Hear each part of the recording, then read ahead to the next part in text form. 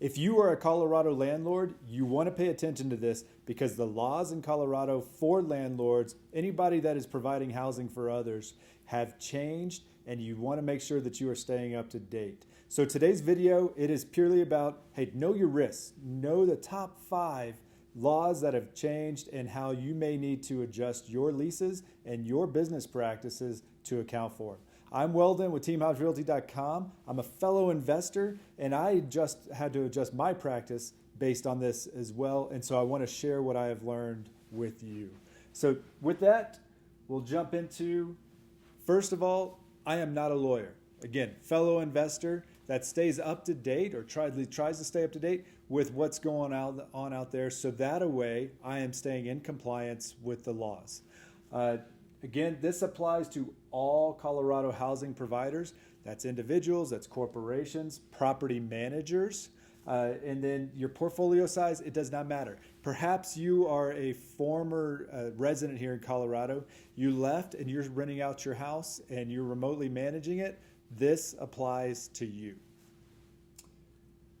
First, we're going to jump into lease language. So this one, number 1 through 5. 1 is the least critical, if you will, all the way up to 5 being the most critical. And so lease language here, this is basically saying you need to have lease language. It's required in respect to warranty to habitability. That is defined in this particular law right here that you see, SB 24-094. But what it calls out for in habitability and how it's defined requires a particular font size and being bolded. This law also requires new lease language informing how to make maintenance requests both in English and Spanish.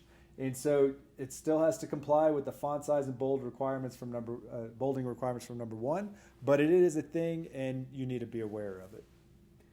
Moving on to number 2, it's repairs. So in SB 24-094, it redefines habitability and dictates a 24-hour response time in certain instances. So you have to become familiar with what the law is saying. So that way, when you receive a maintenance phone call, you know that, hey, what is my timeline? What that I have to respond within?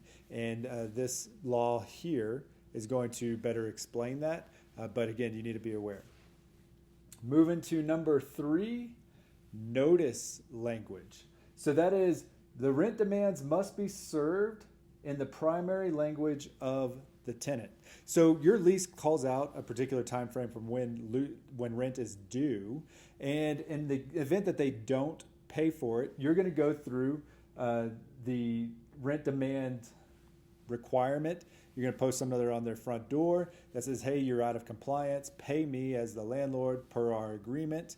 Well, that notice has to be provided in the preferred language of the tenant. So my tip to you would be, whenever you do your initial screening of a tenant, make sure that you have a box on there, or at least provide a space for somebody to write in what their preferred language is. So that way you can prove that you have complied based on what they asked for at the very beginning, and you have that in your records. That is HB 24-1098, and 1098 is going to come up again in this next section, section 4. All right, now we're looking at number 4. 4 and 5 are our most critical ones with the most significant changes. But still with 1098, lease renewals are required unless you can show cause needing to non-renew with someone based on the following 6 different options. The first one is demolition of the building itself or the residence, or converting it to non-residential use.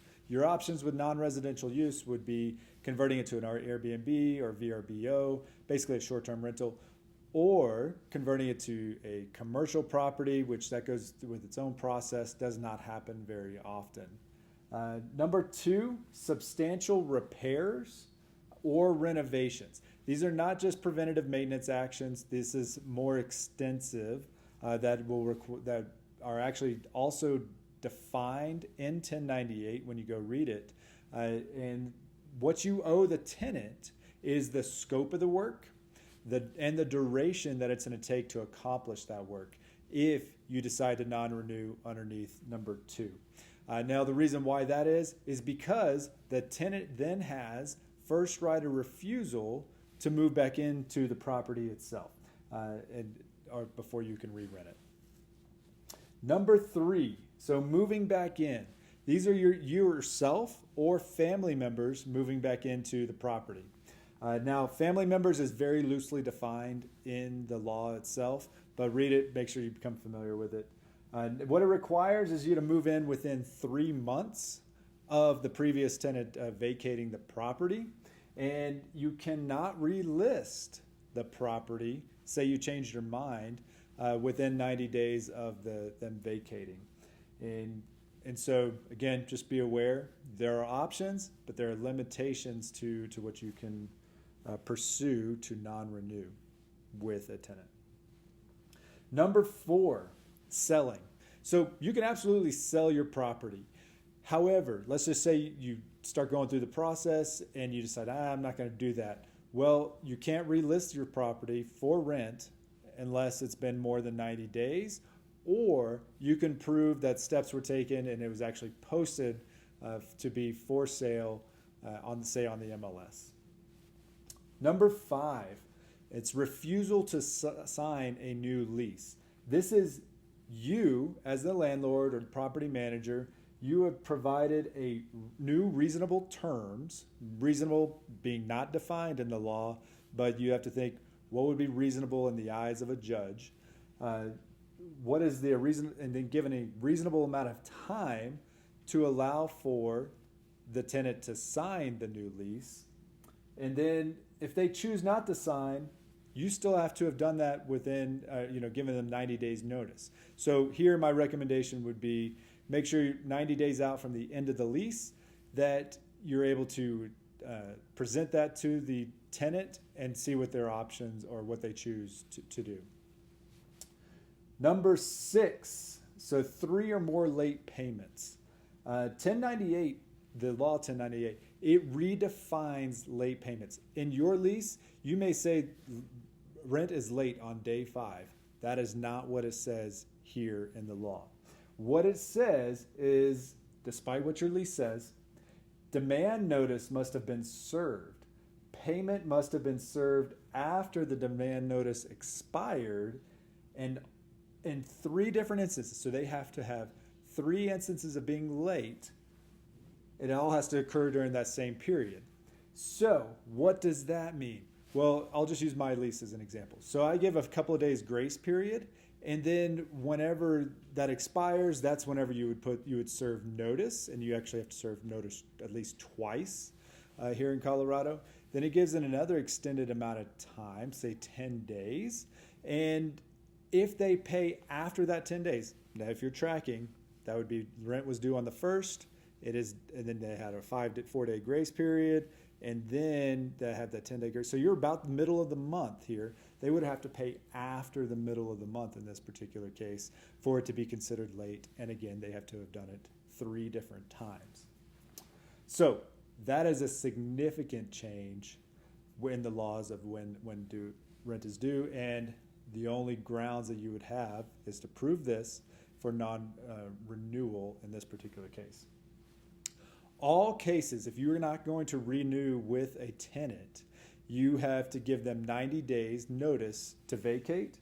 And then the question would come up too is, what about lease violations? What if I walked through the house and I saw there were holes in the wall and I saw that I got noise complaints, that sort of thing?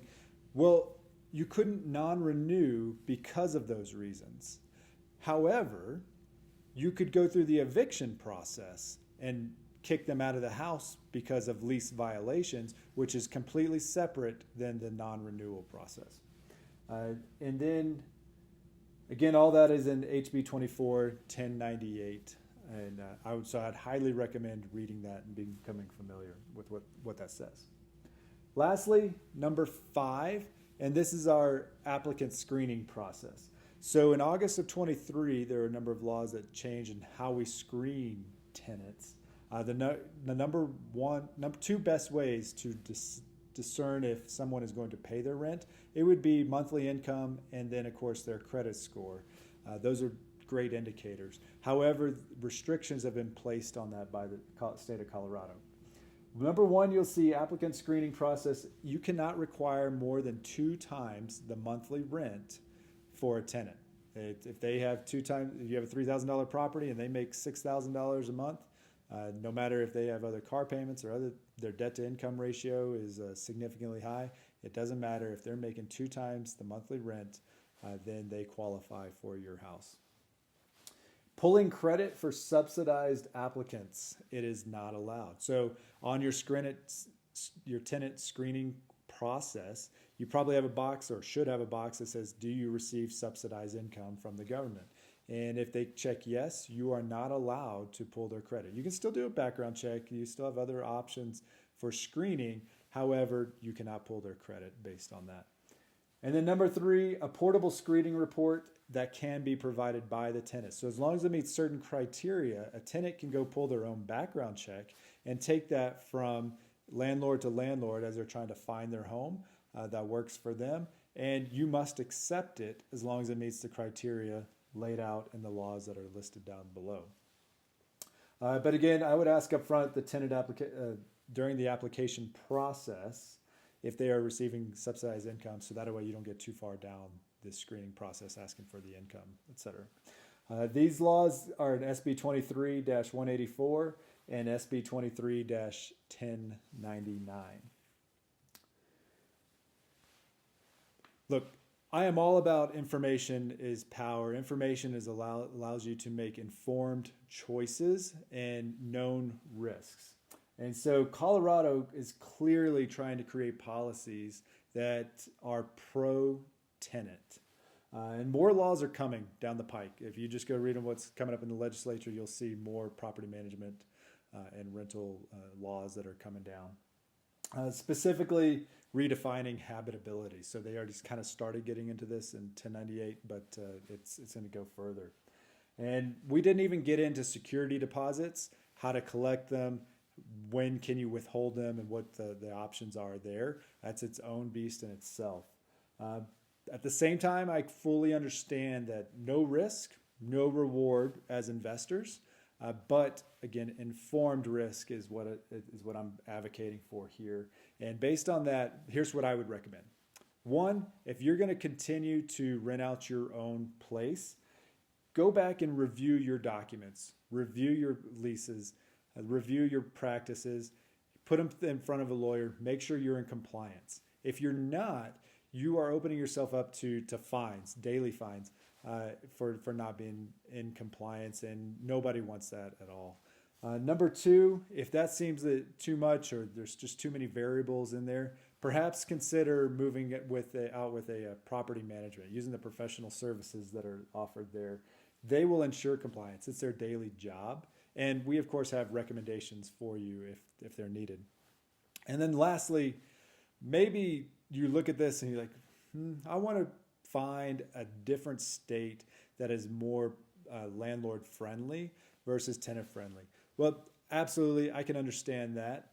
I can guide you through 1031 exchanges. I've done them myself. Perhaps you just have equity in your home and you're just ready to cash out and you don't want to continue on investing in single-family homes. Completely understand that as well. Kristen and I, we have significant experience in doing remote closings, and we can guide you through that and to make sure that your home is ready to sell and put the best foot forward there to get you top dollar as quickly as possible. I do hope you found this video informative. If you've been watching this long, thanks for sticking with me. And here, if you have any questions at all, Weldon, teamhobbsrealty.com. Love to work with you. Thanks.